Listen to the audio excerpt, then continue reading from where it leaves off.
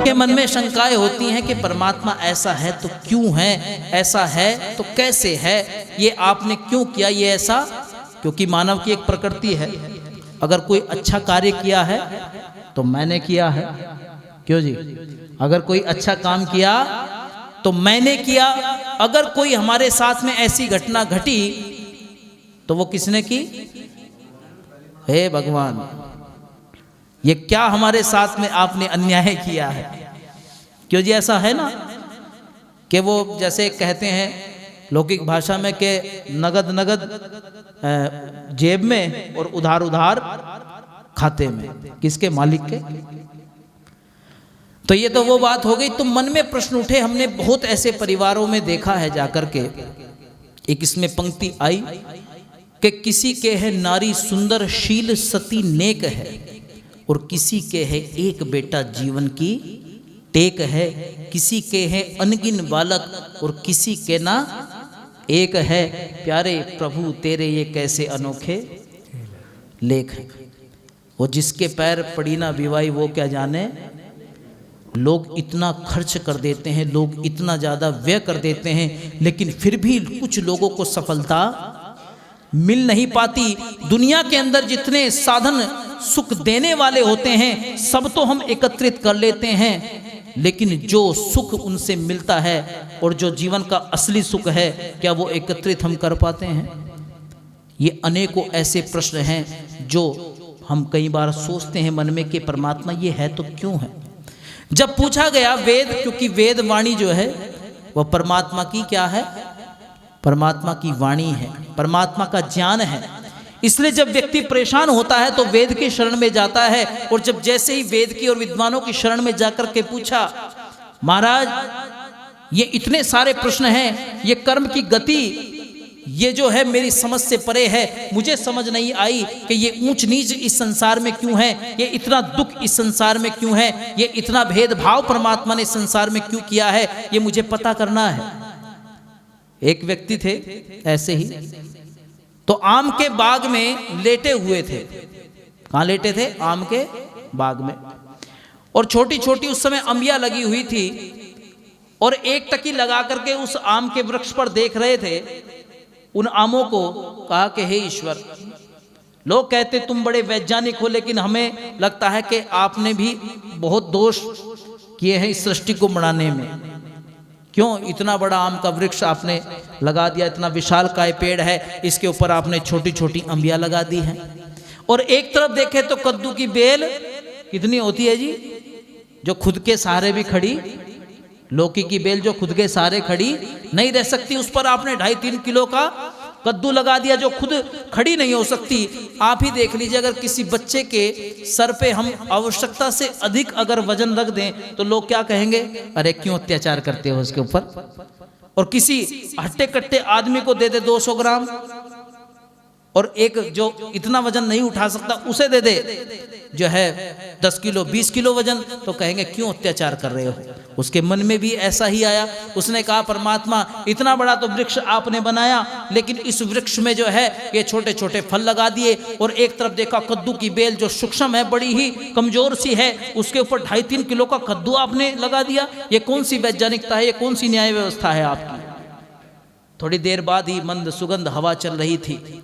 हवा के चलते चलते आंख लग गई, और जैसे ही आंख लगी एक जोर से झोंका आया, और झोंके में आकर के वो जो ऊपर आम का फल लगा था, अम्बिया लगी थी, वो टूट करके नीचे गिर गई। और जैसे ही नीचे गिरी तो नाक पर जा लगी, और जैसे ही नाक पे लगी तो आंखें खुली, और देखा हाथ लगा करके तो नाक से खून निकल आया।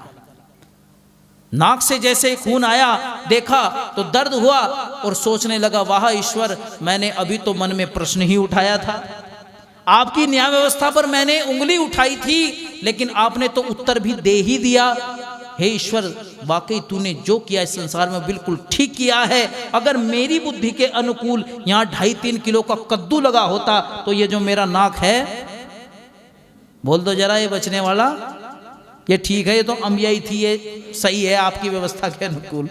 तो इसलिए परमात्मा की न्याय व्यवस्था में कहीं भी कोई कमी नहीं है। तो जब वेद भगवान की शरण में गए तो वेद ने कहा पक्तारम पक्वह पुनरा विशाति, जो जैसा पकाता है वैसा ही खाता है। क्यों जी, आपने अगर उड़द की दाल बनाई है तो उड़द की तो खाएंगे ना।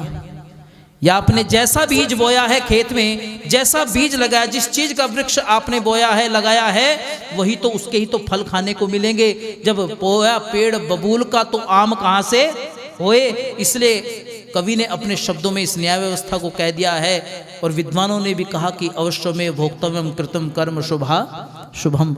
आप जैसा भी कर्म करते हैं वैसा ही फल भी आपको भोगना पड़ता ही है, उससे बचाने वाला और कोई नहीं है। इसलिए ये गीत मेरे साथ में गुनगुनाइएगा कि शुभ अशुभ कर्म का फल निश्चय मिलना है कल, नहीं होगी फिर बदल, प्रभु इंसाफ करेंगे, नहीं माफ करेंगे। शुभ अशुभ कर्म का फल निश्चय मिलना है कल, नहीं होगी फिर बदल, प्रभु इंसाफ करेंगे, नहीं माफ करेंगे। शुभ अशुभ कर्म का फल निश्चय मिलना है कल, नहीं होगी फिर बदल, प्रभु इंसाफ करेंगे, नहीं माफ करेंगे। आप जैसा भी कर्म करते हैं, शुभ करते हैं या अशुभ करते हैं, परमात्मा की न्याय व्यवस्था में उसको आपको भोगना ही पड़ेगा। उससे कोई भी दुनिया में ऐसी ताकत नहीं है जो बचा जाए। इसलिए ऊंच नीच भेदभाव नहीं है, ये परमात्मा की न्याय व्यवस्था है। क्योंकि वेद भगवान ने उत्तर दे दिया प्रश्न का कि जो जैसा पकाता है वो वैसा ही खाता है। इसलिए जो जैसा आप कर्म करते हैं उसका फल परमात्मा की न्याय व्यवस्था के अनुकूल आपको मिलना ही मिलना है। आज मिले चाहे कल मिले, वो ईश्वरीय व्यवस्था है। इसलिए कह दिया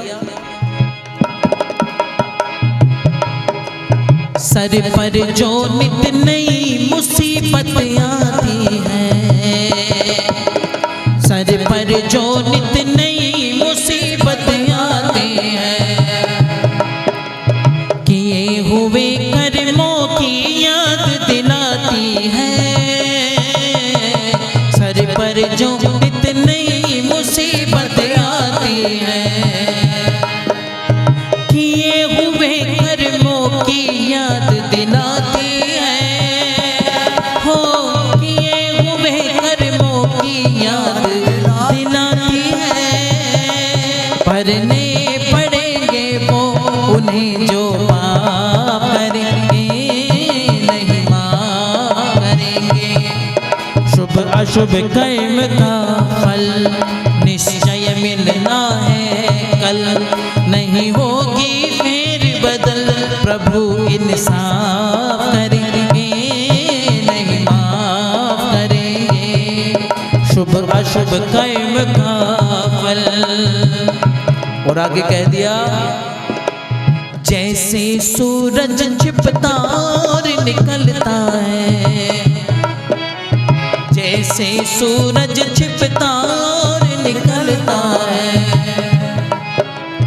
इसी तरह सृष्टि का ये क्रम चलता है। इसी तरह सृष्टि का ये क्रम चलता है। वो जान लेंगे जो प्रभु का जाप करेंगे, नहीं माफ करेंगे। शुभ अशुभ कर्म का फल निश्चय मिलना है कल, नहीं होगी फिर बदल, प्रभु इंसाफ करेंगे, नहीं माफ करेंगे। शुभ अशुभ कर्म का फल हो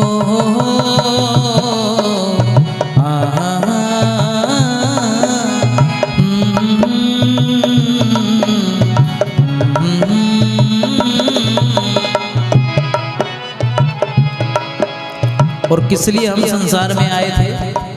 मानव बनने के लिए आए थे और मुख्य उद्देश्य को प्राप्त करने आए थे, लेकिन उसको भूल गए। क्या कुछ करने आए थे, क्या कर बैठे, क्या कुछ करने क्या कर बैठे, बांध के गठरी पाप की सर जो धर बैठे, क्या कुछ करने आए थे क्या कर बैठे, बांध के गठरी पाप की सर जो धर बैठे,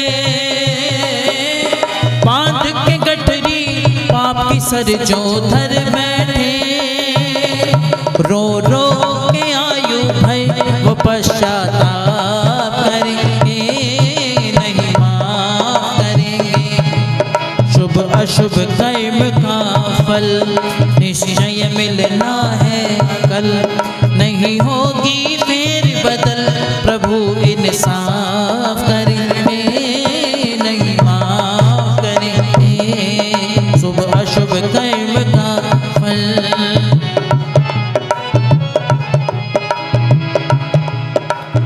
और अंत में कवि ने कह दिया कि परमात्मा की न्याय व्यवस्था के बीच में कभी कोई सोर्स, कोई सिफारिश नहीं चलती, क्योंकि परमात्मा न्यायकारी है और कोई रिश्वत भी नहीं चलती। क्यों जी, ऋषि दयानंद जी महाराज ने भी समझाया है कि पहले लोग कैसे हुंडी लिखवा करके रख लिया करते थे, कैसे लोगों को लूटते थे इस व्यवस्था के नाम पर, कि वकील बन करके कि नहीं तुम्हारी जो है वो कम करा देंगे, तुम्हें बचा लेंगे, मुक्त करा देंगे। और आज भी ऐसे बहुत लोग हैं जो इन बातों का ठेका लेते हैं, लेकिन वहाँ पर कोई न्याय व्यवस्था में कोई परमात्मा की कमी नहीं है। जिसको यथा योग्य जो कर्मों का फल देने वाला है वह ईश्वर न्यायकारी है। तो कहा